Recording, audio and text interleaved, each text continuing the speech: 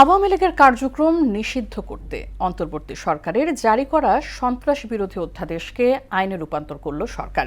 এই সংক্রান্ত বিল সংসদে উত্থাপন করেন স্বরাষ্ট্রমন্ত্রী সালাউদ্দিন আহমেদ। পরে তা কণ্ঠভোটে পাশ হয়।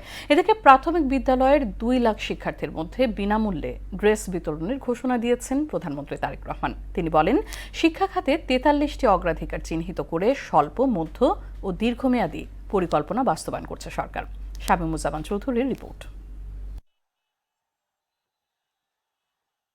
বিরোধী রাজনৈতিক দল ও ছাত্র জনতার দাবির মুখে 2025 সালের 12 মে সন্ত্রাস বিরোধী অধ্যাদেশ জারি করে আওয়ামী লীগ ও দলটির সব সহযোগী সংগঠনের কার্যক্রম নিষিদ্ধ করে অন্তর্বর্তী সরকার।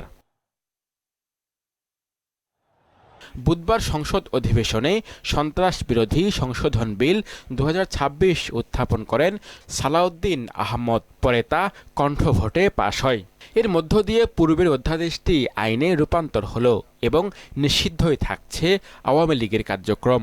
সংসদে উত্থাপিত আকারে সন্ত্রাস বিরোধী সংশোধন বিল 2026 অবিলম্বে বিবেচনার জন্য গ্রহণ করা হোক। যারা এই প্রস্তাবের পক্ষে আছেন তারা হ্যাঁ বলুন, যারা এই প্রস্তাবের বিপক্ষে আছেন তারা না বলুন। আমার মনে হয় হ্যাঁ জয়যুক্ত হয়েছে, হ্যাঁ জয়যুক্ত হয়েছে, হ্যাঁ জয়যুক্ত হয়েছে। এদিন সরকারি হিসাব নিরীক্ষা বিল সহ 4টি বিল পাশ হয়। বিলের দফা 2, 3 ও 4 এই বিলের অংশ হিসাবে গ্রহণ করা হোক। যারা এই প্রস্তাবের পক্ষে আছেন তারা হ্যাঁ বলুন, যারা এই প্রস্তাবের বিপক্ষে আছেন তারা না বলুন। আমার মনে হয় হ্যাঁ জয়যুক্ত হয়েছে, হ্যাঁ জয়যুক্ত হয়েছে, হ্যাঁ জয়যুক্ত হয়েছে। অতএব বিলের দফা 2, 3 ও 4 এই বিলের অংশ হিসাবে গৃহীত হলো। এদিকে দেশের সব উপজেলায় পর্যায়ক্রমে মিড ডে মিল কার্যক্রম চালুর পরিকল্পনা রয়েছে বলে জানান প্রধানমন্ত্রী তারেক রহমান। অধিবেশনের প্রশ্ন উত্তর পর্বে সিরাজগঞ্জ 1 আসনের সংসদ সদস্য সেলিম রেজার লিখিত প্রশ্নের জবাবে একথা জানান সরকার প্রধান।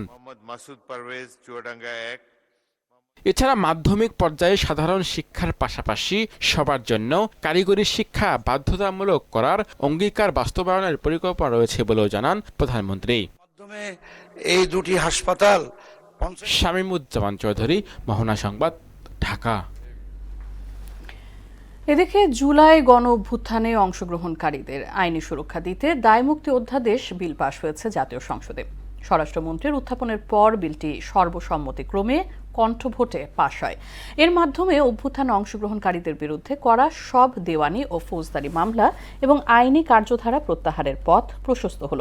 আইন অনুযায়ী নির্ধারিত বিধান অনুসরণ করে এসব অভিযোগ বাতিল করা হবে। এছাড়া জাতির পিতার পরিবারের সদস্যদের নিরাপত্তা রহিতকরণ বিলও সংসদে পাশ হয়।